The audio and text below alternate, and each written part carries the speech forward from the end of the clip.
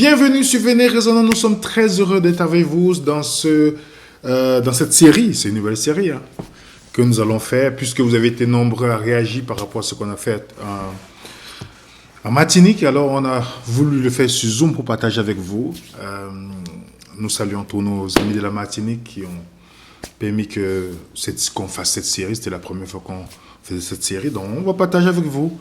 Venez Raisonnant, qui est une plateforme d'étudiants, je vous rappelle, d'étudiants. Donc, si vous posez des questions, vous voulez étudier, que vous cherchez, vous êtes la bienvenue, parce qu'on n'est pas une dénomination, on est juste des étudiants, des gens qui se posent des questions. Alors, bienvenue sur Venez Raisonnant. N'hésitez pas de vous abonner, parce qu'à la fin de la série, de cette série qu'on va faire, on pourra mettre la documentation dans notre groupe Telegram qui est juste là. Et vous pourrez vous-même faire les recherches, faire des vérifications. Comme je vous dis, on n'est pas des directeurs de conscience. On ne veut pas vous dire ce que vous allez faire, ce que vous devez penser. On n'est pas là pour ça. On est seulement dans un optique de partage. On laisse ça à vos dénominations. On est dans un optique de partage ici, à Venez Raisonnant. Donc, comme je disais tantôt, la série, ce Jésus que je pense c'est Jésus. Je vais lire le titre avec vous. C'est Jésus que je ne connaissais pas. Ou le Jésus que je pensais connaître. Voilà la série que nous allons aborder. OK? Parce que, comme je vous ai dit, Venez Raisonnant a un objectif. On pense, on croit que chacun d'entre nous doit être indépendant, mais on croit aussi qu'on doit réfléchir.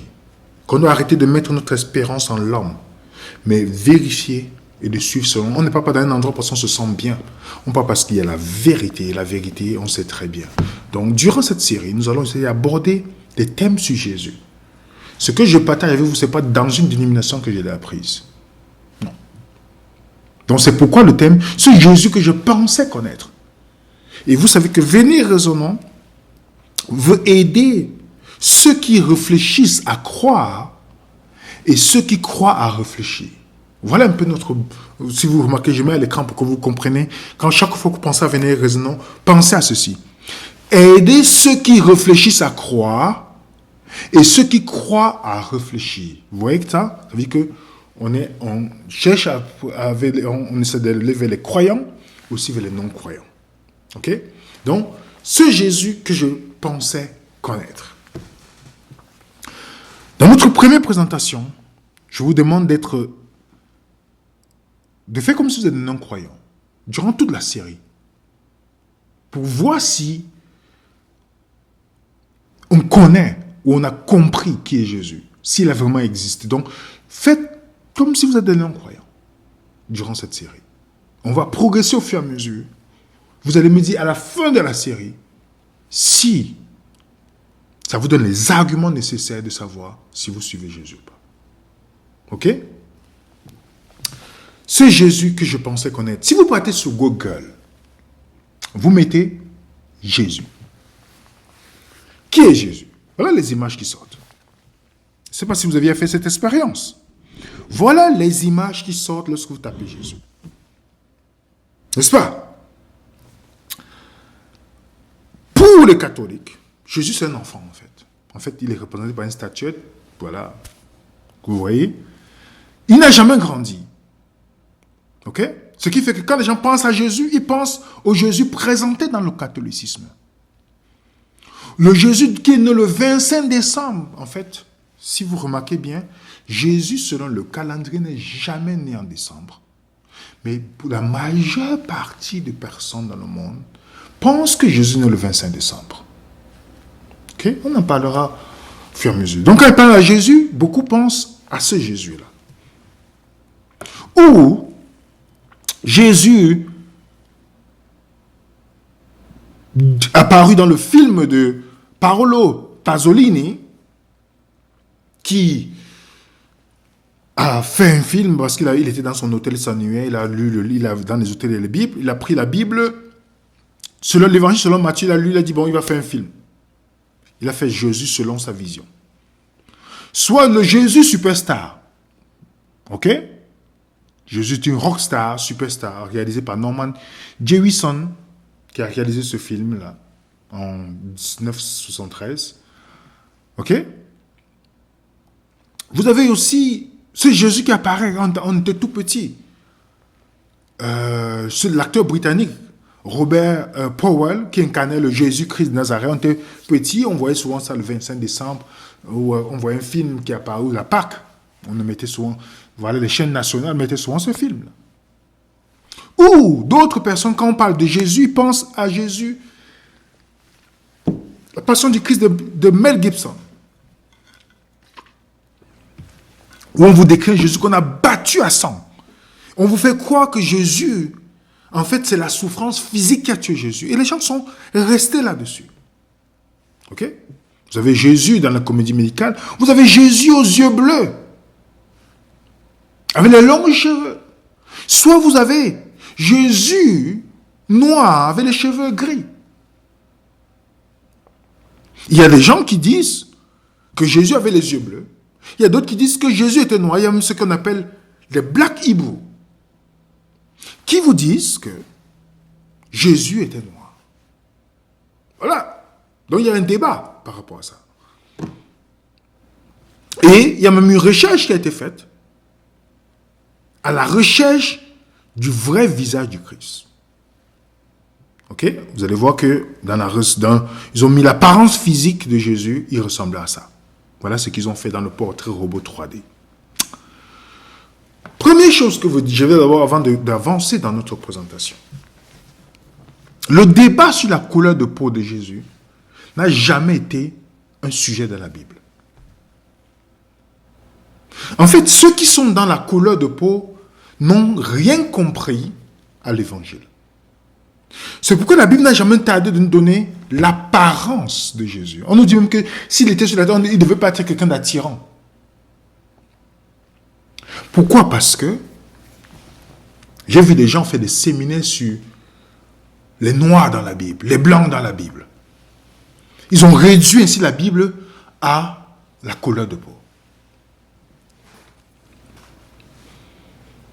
Je ne connais pas leur agenda, mais je vous rappelle, pour ceux qui ne savent pas, dans l'évangile, la couleur de peau n'a pas d'importance.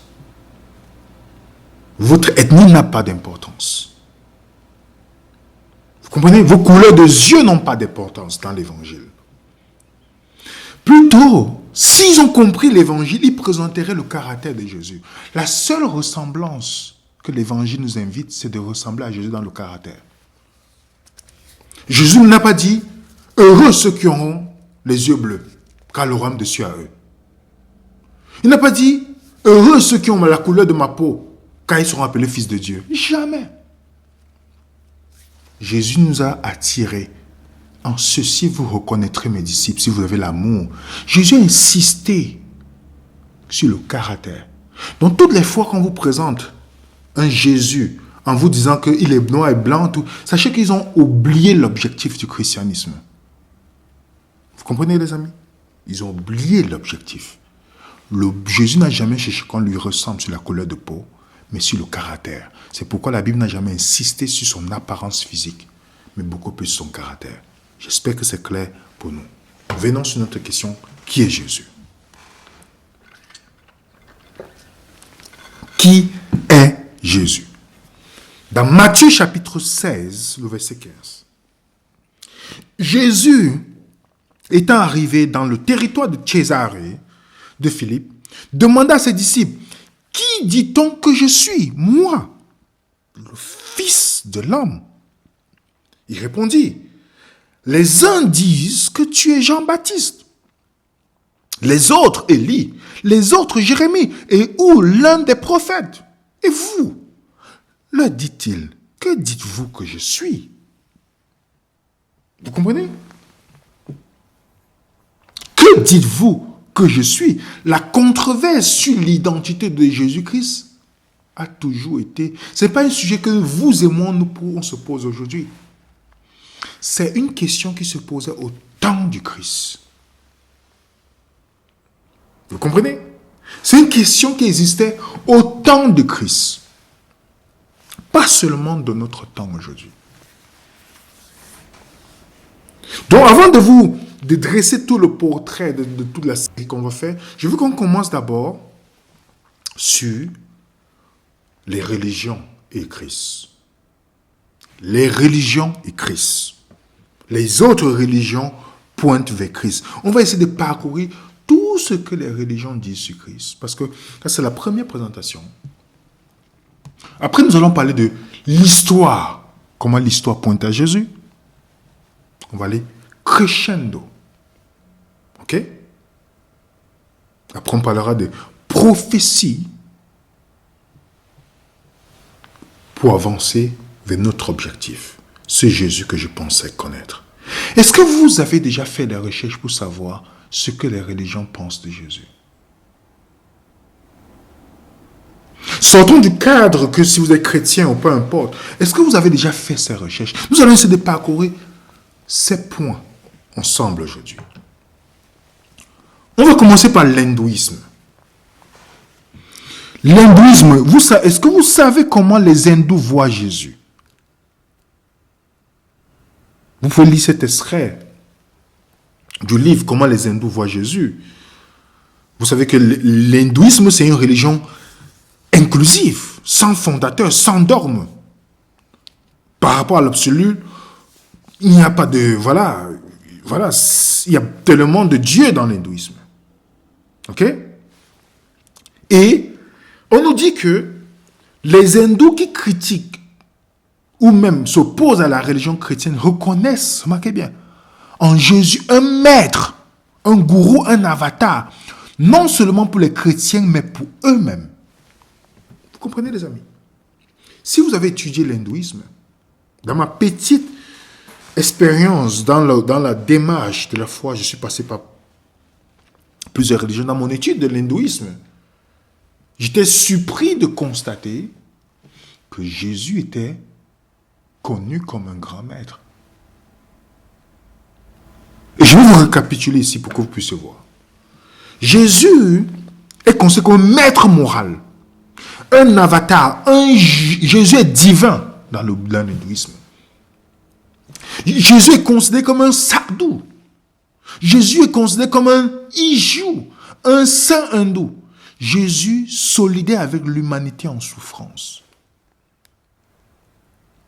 Pour beaucoup d'hindous, Jésus était un être humain exemplaire qui a appris à vivre par sa parole et son exemple. Il ouvre la voie à la découverte de soi et du comportement moral. Donc pour les hindous, pas besoin donc de devenir chrétien pour être disciple de Jésus. Vous avez compris? C'est pourquoi vous pouvez voir, l'Express a fait un article intéressant. Les hindous sont fascinés par les évangiles. Voilà Jésus dans l'hindouisme. Voilà, vous ne pouvez pas... Vous voyez Jésus dans l'hindouisme? Vous voyez le niveau où il est placé dans l'hindouisme? Donc, les hindous ont connaissance de qui est Jésus. Nous allons aller dans le bouddhisme. Le bouddhisme. C'est que le bouddhisme est fondamentalement athée. Il n'y a pas Dieu au commencement dans le bouddhisme. Et l'une des figures du bouddhisme, Dalai Lama, que vous connaissez, il a écrit un livre. Dalai Lama parle de Jésus, une perspective bouddhiste sur les enseignements de Jésus. Vous comprenez ça, les amis? Est-ce que vous comprenez ça? Sur le site du Dalai Lama, dans une conversation, dialogue avec un prêtre catholique, Dalai Lama parle de Jésus. Et dans Christianity Today, voilà ce que j'ai pris en traduction, voilà ce qu'il dit du Christ, le Dalai Lama. En 2001, le Dalai Lama a déclaré, Jésus était égal et Jésus a également vécu des vies antérieures. Il ajoute, vous voyez, il a atteint un état élevé, soit en étant que Bodhisattva, soit en tant que Bouddha, soit en tant que personne illuminée grâce à la pratique du bouddhisme ou quelque chose comme ça. Vous comprenez? Quand vous regardez le mot qui est cité là, c'est quelqu'un qui est sur le chemin du bouddhéité, mais qui a retardé son voyage vers le nirvana par compassion pour les autres qui souffrent. Voilà comment Jésus décrit. Des millions de bouddhistes dans le monde connaissent Jésus à travers leur religion. Et leur responsable religieux, la tête pensante de leur religion, a même un livre où il parle de Jésus. C'est pas fascinant ça, les amis? Donc pour résumer, voilà comment les bouddhistes voient Jésus. Un homme éclairé, un maître sage. Donc les bouddhistes reconnaissent Jésus, il a une vie pure, guidée par la morale de haute élévation, complète, désintéressé. Il comme un être désintéressé, imprégné de bonté, de compassion, d'altruisme sincère, de pardon des offenses, allant même aux besoins, jusqu'au sacrifice personnel. Selon les divers spécialistes du bouddhisme, ils vont décrire Jésus comme ça. Le bouddhisme parle de Jésus, pas comme n'importe qui. On va aller dans l'islam. L'islam, même si les musulmans rejettent souvent, quand on parle de Jésus, voilà, de la divinité, tout ça, ils reconnaissent Jésus dans leur enseignement. Ok? Je vous rappelle que les anges pêchent, les créatures pêchent, sont imparfaites. Mais Jésus est connu comme sans péché dans l'islam. Premièrement, dans l'appel de sa mère. Les sourates que j'ai citées là. Oh Marie, Dieu t'a choisi purifié. Il t'a choisi au-dessus de toutes les femmes, au-dessus des femmes de toutes les nations. Je vous rappelle que on n'a jamais dit ça de la mère de Mohamed. Jamais. Sourate 21, 91. Rappelle-toi, celle qui a gardé sa chasteté, nous lui avons insufflé notre esprit. Remarquez bien, Mohamed n'est pas né par l'esprit. Hein. Nous avons fait d'elle et de son fils un signe pour tous les peuples. Vous voyez ça? Sourate 3, 46. Oh mon Seigneur, comment aurais-je un fils alors que personne ne m'a touché? Comment aurais-je un fils alors que personne ne m'a touché? Il répondit, c'est ainsi que Dieu a créé ce qu'il veut. Lorsqu'il a décidé une chose, il dit, soit elle est. Vous savez que Jésus est né par intervention miraculeuse dans le Coran. Par le souffle de Dieu. Ce qui n'est pas le cas de Mohammed. Vous voyez ça, les amis? On va continuer. C'est très intéressant. Dans la sourate 19, on nous dit, il a dit, je suis un messager de ton Seigneur, je te donnerai un garçon pur. Remarquez bien, quand vous lisez dans le Coran, Mohammed est reconnu comme un pécheur. Jésus, on dit qu'il est un garçon pur. J'ai mis tous les commentaires des musulmans. Le mot pur, c'est péché, donc sans péché. Tous les commentaires. Al-Tabari, tous reconnaissent Jésus comme le sans péché. C'est le seul dans les Écritures qui est connu comme quelqu'un qui est sans péché. Pas Mohammed. Dans le Sahih al-Bukhari, on nous dit le prophète a déclaré aucun enfant n'est né. Mais Shaitan, Satan, le touche quand il est né. Après quoi, il se met à pleurer à force d'être touché par sa Shaitan. Sauf Marie et son fils. Comprenez bien. Le seul qui n'est pas touché par Satan, on mentionne Jésus et non Mohammed. Vous comprenez ça? Saïd Muslim. Saïd Muslim nous dit, Satan touche chaque fils d'Adam le jour où sa mère lui donne naissance. À l'exception de Marie et son fils. Les amis, Jésus est sans péché dans le Coran. Mohammed, qui est suivi par les musulmans, n'est pas connu comme quelqu'un qui est sans péché. Donc malgré les tentatives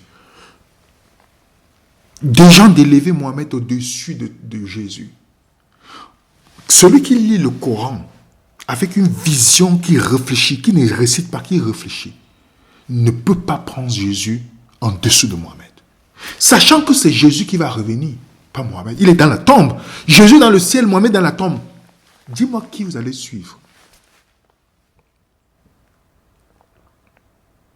Jésus est le seul dans le Coran, à part Dieu, Allah dans le Coran, je parle de Dieu des musulmans, qui peut donner la vie. Il a fait un oiseau, il a donné la vie à cet être-là. Mohammed n'a pas fait des miracles. Donc je mets ici ce que vous pouvez reconnaître sur Jésus. Jésus est un prophète. Il est la parole d'Allah, Kalimat Allah. Il est la parole d'Allah. Il est digne de respect. C'est un messager de Dieu. Il est le Messie. Messie. Mohammed n'a pas ce titre-là. Qui veut dire moi. Jésus fait des miracles. Jésus sera assis à côté de Dieu lors du jugement dernier. Et Jésus reviendra. Vous comprenez? Donc, 2 milliards de musulmans environ dans le monde connaissent quelque chose sur Jésus sur la base du Coran. Il y a un imam qui s'est converti au christianisme expliquant que quand il lisait, il ne comprenait pas pourquoi les gens suivaient Mohammed qui a épousé une fille de 6 ans et qui a couché avec elle à 9 ans. Donc s'il vivait aujourd'hui, moralement, il n'est pas un exemple. Il devait être en prison. Il a dit, prenez 4 femmes, il a eu environ 15. Il a fait l'esclavage. Oui, Mohammed avait les esclaves noirs. Il a tué des personnes. Il a eu la guerre, il a fait la guerre, versé le sang pour établir sa religion. Et ce musulman dit, mais quand on regarde Jésus, il est sans péché. Mohammed demande pardon pour ses péchés. Jésus, c'est lui qui va revenir, pas Mohammed. Il s'est dit, il y a un problème. Il y a un problème. Ça, c'est un délit. Il y a un délit collectif chez les musulmans. Soit il y a un problème. Et c'est comme ça que petit à petit, en poussant, il s'est rendu compte que, en fait, ils sont nombreux. Il y a celui qui écrit, je cherchais Issa, Allah, j'ai rencontré Jésus. Vous voyez comment Jésus est dans l'islam? Pas n'importe qui. Si vous regardez la religion africaine, je vous conseille de lire John Samuel Beatty. Parlant du concept, c'est lui qui montre que le christianisme était déjà en Afrique avant l'Occident. Ce que les gens ne savent pas, ils disent que c'est une religion des Blancs, le christianisme, mais ils oublient. Ils oublient que dans les rituels africains, il y a des choses qui pointent à Jésus, comme le sanctuaire, le sacrifice d'un animal sans défaut. C'est très intéressant comme livre. Je ne veux pas m'attarder là-dessus parce que je ferai une présentation uniquement sur ça. On va aller chez les Bahaïs. Les Bahaïs, c'est une religion, ils sont environ 6 millions dans le monde actuellement. Vous avez Bahaï. Bahaï, c'est une religion qui regroupe plusieurs religions. Ok? C'est vraiment une religion qui a une tendance écuménique. Donc, toutes les religions sont reconnues comme... Tous les prophètes de toutes les religions sont reconnus comme les prophètes. Ok? Mais voilà ce qu'ils reconnaissent de Jésus quand même. Il est né d'une vierge, il est le fils de Dieu. Jésus a rejeté le matérialisme du monde. Jésus a subi un procès. Jésus est mort sur la croix. La mort de Jésus rachète les croyants. Jésus a été ressuscité. Jésus est monté au ciel. Donc remarquez bien les amis. Si vous et moi, on n'a pas le Nouveau Testament, on a suffisamment d'informations sur Jésus. Donc, ça veut dire que si vous retirez Jésus de l'histoire, vous attaquez toutes les religions en fait. Je ne sais pas si vous comprenez. Si vous retirez Jésus de l'histoire, vous êtes en train de nier toutes ces religions qui parlent de lui. Parce que Jésus est une figure dans toutes ces religions. Même les gens qui ne réclament pas la foi chrétienne.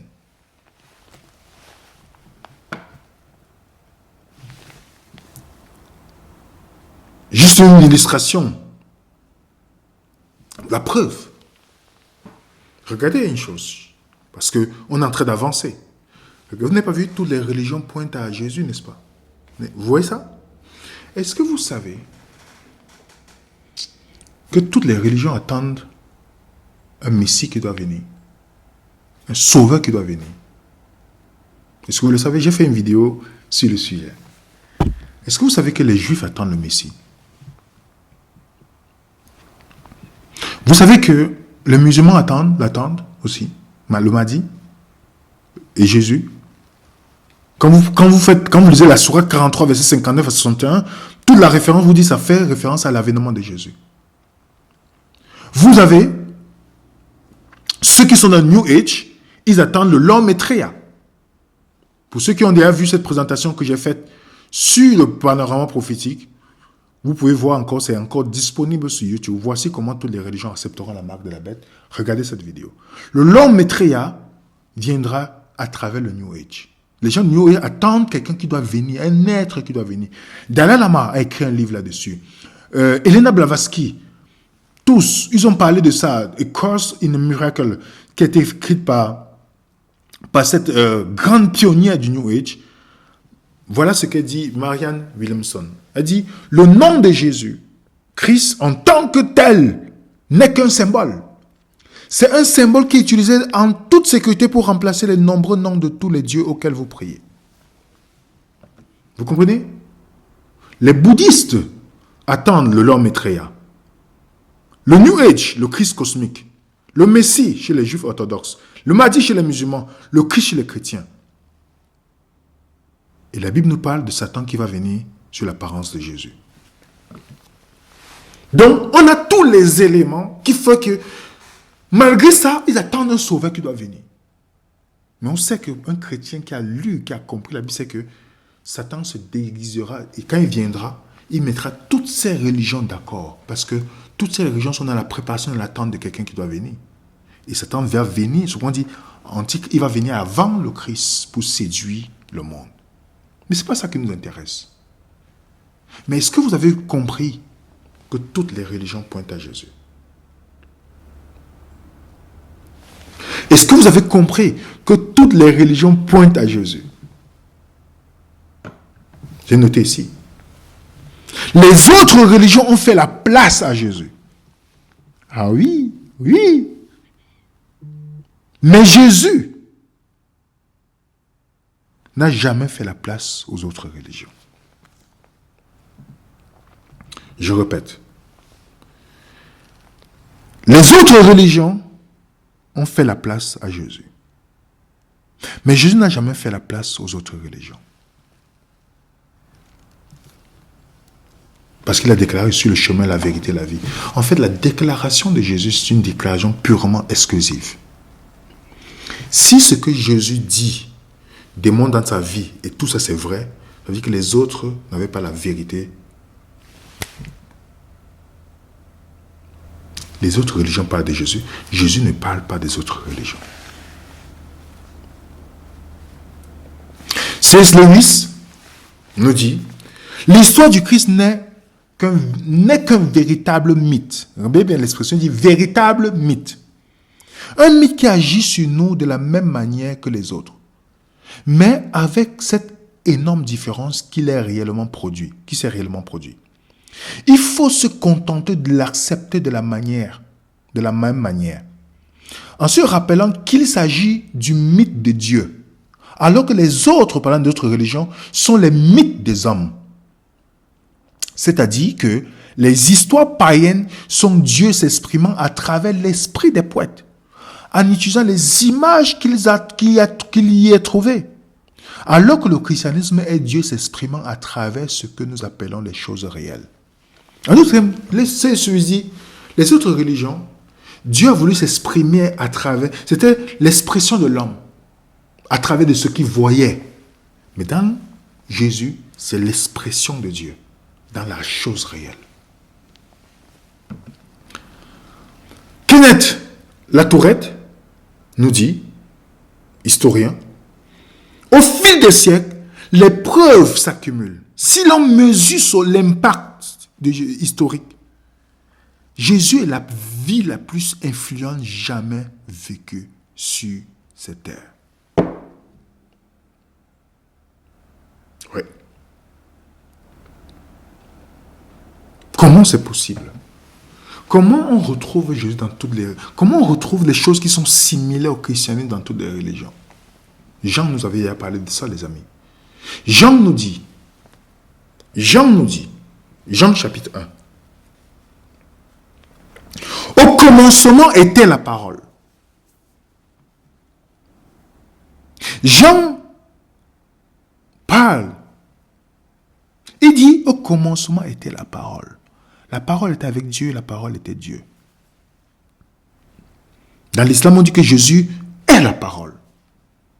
Donc,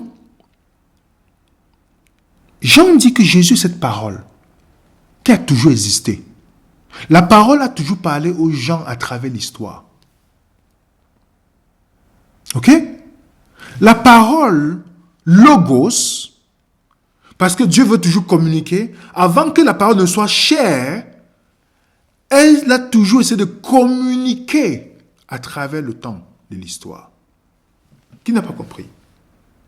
Ça veut dire que quand vous voyez dans toutes les traditions, dans toutes les expressions des choses qui sont de Dieu, c'est Dieu qui a essayé de communiquer à travers. Avant que la parole ne devienne chère, Dieu a trouvé un moyen de communiquer à travers les humains. C'est pour dire qu'il est venu être la lumière du monde. Donc, à travers tout le monde entier, Dieu a toujours cherché à communiquer d'une manière ou d'une autre. Avant que Jésus ne vienne chair, il a toujours cherché à communiquer d'une manière ou d'une autre. Et c'est pourquoi dans Ésaïe 49, le texte nous dit, écoutez bien, peuple lointain, comprenez bien, c'est une prophétie par rapport aux autres. Peuple lointain, soyez attentifs. L'Éternel m'a parlé dès ma naissance. Il m'a nommé dès ma sortie des entrailles maternelles. C'est une prophétie, Jésus qui parle. Il dit, soyez attentifs. Soyez attentifs, peuple lointain, vous qui êtes loin. Il dit, j'ai été établi pour être la lumière des nations, pour porter mon salut jusqu'aux extrémités de la terre. Vous comprenez est-ce que vous comprenez ce qu'il dit ici? Donc depuis, cette parole voulait communiquer pour apporter le salut à tout le monde entier. Et je changerai toutes les montagnes en chemin. Pourquoi on change les montagnes en chemin? Quand on change les montagnes, c'est ce qui empêche. Il dit qu'il va changer les montagnes en chemin. Et mes routes seront frayées. Voici, ils viennent de loin. Comprenez bien, l'expression ici, voici, c'est dans un thème d'excitation de voix. Voici, ils viennent de loin. Les uns du nord, de l'ouest, les autres du pays des Sinim. Ah, waouh! Donc, parce que quand Jésus viendra, il va faire baisser les montagnes. Ce qui fait que les gens viendront de partout. Même du pays des Sinim. Sinim, c'est très intéressant de regarder Sinim. Sinim fait référence à la Chine dans la Bible. Ce qu'on dit sinologie, la sinologie, c'est quoi? C'est la science qui étudie les langues, l'histoire, la civilisation de la Chine. Vous pouvez lire ce livre très intéressant, The Land of Sinning, de comment le christianisme, les signes du christianisme étaient présents dans la culture asiatique depuis des millénaires. Depuis des milliers d'années. Lisez ces deux livres intéressants. Comment Dieu s'est révélé à travers, je veux dire, la parole était active. Donc la parole, dans chaque culture, quand on partait de la culture africaine, vous voyez les choses, que vous dites, mais c'est impressionnant. Moi, dans ma famille, il y avait l'animisme, de me rendre compte que dans les sacrifices qu'on fait aux ancêtres, il fallait choisir un animal sans défaut, sans tache. Il ne fallait pas broyer les os. Quand vous avez dans le christianisme, vous dites, mais l'agneau qu'on devait présenter devait être sans défaut. On ne devait pas briser ses os dans Exode 12. Tu dis, mais en fait, c'est comme s'il a fallu, Dieu voulait communiquer d'une manière toujours, mais pas Jésus qui vient montrer réellement ce qu'il est. On retrouve les signes dans la religion africaine, on retrouve dans la religion asiatique, on retrouve dans toutes les cultures. Comment c'est possible?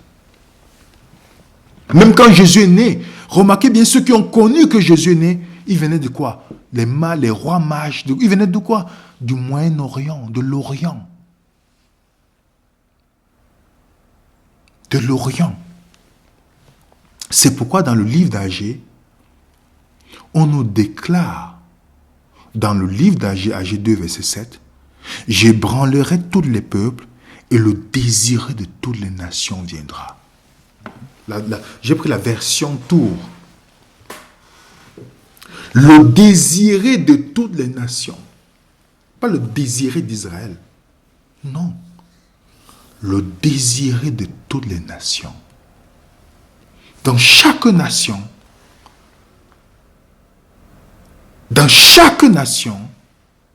il y a toujours eu un désir de voir quelqu'un qui va venir. Et par Jésus, il est désiré de toutes les nations. Donc lorsqu'on parle de toutes les religions, là, ne parlez pas quand vous êtes chrétien, quand vous regardez un Africain ou vous regardez un Asiatique qui croit encore à certaines choses, de le regarder avec un esprit de supériorité. Je vous rappelle que seul dans la Bible, que Dieu, les croyants, les gens seront sauvés selon la lumière qu'ils ont reçue. Si vous n'avez pas la possibilité d'être chrétien, c'est possible que vous soyez sauvés. Parce que vous serez juste la lumière que vous avez reçue. C'est unique au christianisme. Aucune religion ne parle de ça. C'est unique. Et c'est un argument dont on aura le temps de développer qui montrera que c'est pourquoi le christianisme, c'est Jésus le désiré de toutes les nations. Dans l'islam, si tu n'es pas musulman, tu ne peux pas être sauvé.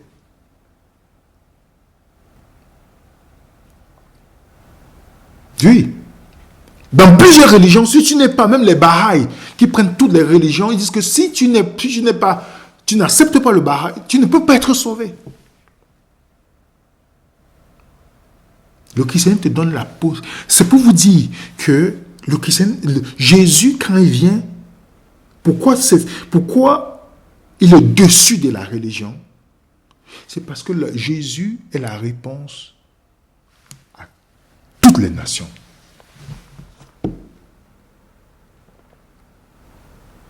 C'est pourquoi on peut voir que dans le christianisme, un bouddhiste peut être sauvé. Un musulman peut être sauvé. Un hindou peut être sauvé. Un Africain qui a fait la religion africaine peut être sauvé parce qu'il se grâce juste sur la lumière qu'il a reçue. Ça montre que l'universalité du christianisme. Quand les autres te disent, si tu ne peux pas. Imagine si mon grand arrière-grand qui n'a jamais connu l'islam, il va être perdu parce qu'il n'a jamais été musulman. Vous-même, si vous restez à la maison, vous voyez parfois les enfants dire, ah, c'est pas juste. Vous allez dire que c'est juste ça. Que vous prenez un enfant qui est en 3e, en 6e pour le système français, ou en secondaire 1, système québécois, vous l'amenez en terminale système français, ou secondaire 5, ou même à l'université. Vous dites, vous allez faire, il va passer l'examen, il va dire, moi je n'ai jamais appris ça. Il va dire, c'est injuste. Je ne sais pas si vous voyez, si vous pouvez me dire dans le chat, est-ce que vous voyez comment le christianisme vient avec quelque chose que ça donne la possibilité à tout le monde. Il n'y a pas d'injustice dans le christianisme en matière de salut. Si je n'ai pas eu la possibilité de connaître Jésus, je peux quand même être sauvé par rapport à la lumière que j'ai reçue. Unique, les amis. Unique. Et Pierre, qui avait reçu le Saint-Esprit, remarquez bien, dans Actes chapitre 10, il s'en va chez Corneille. Corneille adore les Romains adorent quoi, les amis? Un Dieu soleil.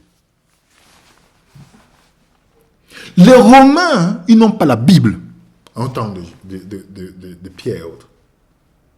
Mais Dieu apparaît à un Romain pour lui dire que j'étais trouvé juste. Je sais qu'on lit parfois ces passages avec précipitation. Je vais lire pour que vous, quand vous aurez le temps, lisez Actes chapitre 10. Et finalement, Pierre est convaincu, il comprend il n'a pas réfléchi quand il a agi. Voilà ce que Pierre dit. Alors Pierre, ouvrant la bouche, dit, en vérité, je reconnais que Dieu ne fait point acception de personne. Vous comprenez? Mais qu'en toute nation, celui qui le craint et qui pratique la justice lui est agréable. Oh. Je reconnais que Dieu ne fait pas de différence. Mais qu'en toute nation, si quelqu'un craint Dieu, il pratique la justice, il est agréable à Dieu. Est-ce que il lisait la Bible, la Torah et tout ça? Non. Jésus est totalement différent. Totalement différent. Son message est totalement différent. Quand il dit à toutes les nations, la parole de Dieu a toujours communiqué dans toutes les nations avant d'être cher. Jésus marque quelque chose de totalement différent. Personne ne pouvait imaginer ça. Même les déclarations du Christ lui-même font ce que personne, aucun leader religieux n'a déclaré ça. J'ai parlé des religions qui pointent à Jésus-Christ. Et Jésus ne parle pas de ces religions. Mais il y a encore une distinction. Donc Frédéric Lenoir nous fait sur Jésus. Frédéric Lenoir, sociologue, qui a écrit pas mal de bouquins, vous pouvez lire. Il dit Jésus, voilà ce qu'il nous dit. Jésus est le seul fondateur de religion. Le seul grand sage ou mystique de l'histoire qui laisse planer un doute sur son identité véritable. Moïse, Confucius, le Bouddha, Socrate, Mohammed ne se sont jamais présentés autrement que de simples mortels. Qu'ils soient considérés comme des sages ou des prophètes, ce sont toujours des êtres humains à part entière. Aucune parole laissant planer une ambiguïté sur leur nature n'a été mise dans leur bouche par leurs disciples immédiats. Jésus fait exception. Waouh! Jésus fait exception. Toutes ces personnes-là. Vous enlevez Moïse du judaïsme, le judaïsme continue. Vous enlevez Mohammed de l'islam, l'islam va toujours exister. Bouddha du bouddhisme, oui. Peut-être dans l'hindouisme, oui.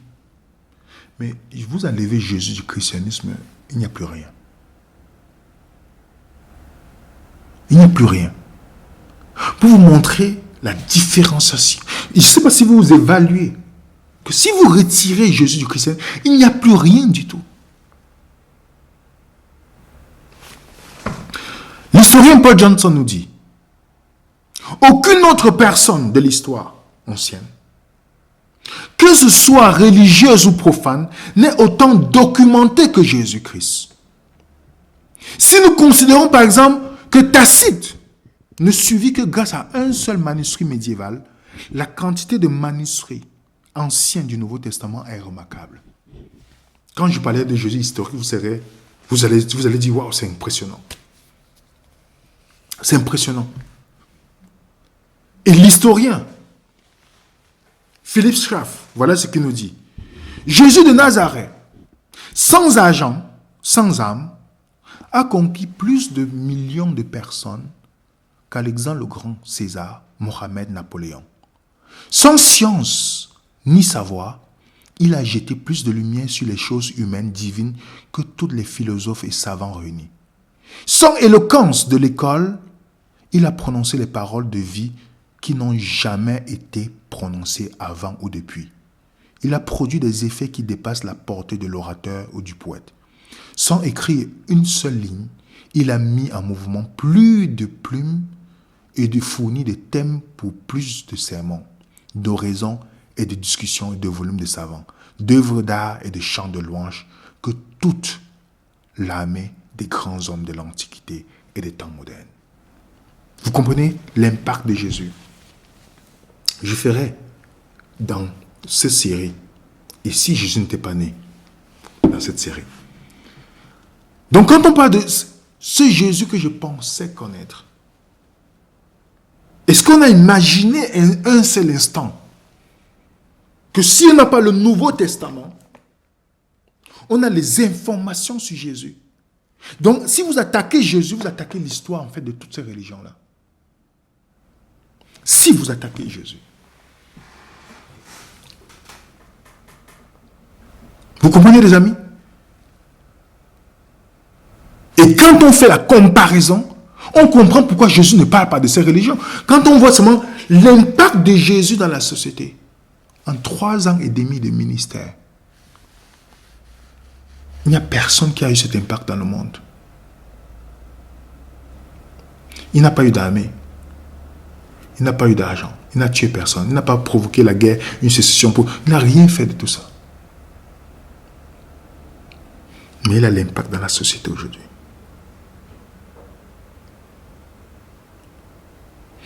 Walter Wing disait, si Jésus n'avait jamais vécu, nous n'aurions pas pu l'inventer. Si Jésus n'avait jamais vécu, nous n'aurions pas pu l'inventer. Est-ce que vous voyez l'unicité de Jésus? Toutes les religions pointent vers Jésus. Ils laissent la place à Jésus. Mais Jésus ne fait pas la place pour d'autres religions. Il a fait cette déclaration. Je suis le chemin, la vérité et la vie. Il dit il ne dit pas je suis l'une des vérités. Il ne dit pas je suis l'un des chemins. Il dit je suis le chemin, la vérité. Ça, c'est une déclaration purement absolue. Que si la déclaration de Jésus est vraie, tous les autres ne sont pas dans la vérité.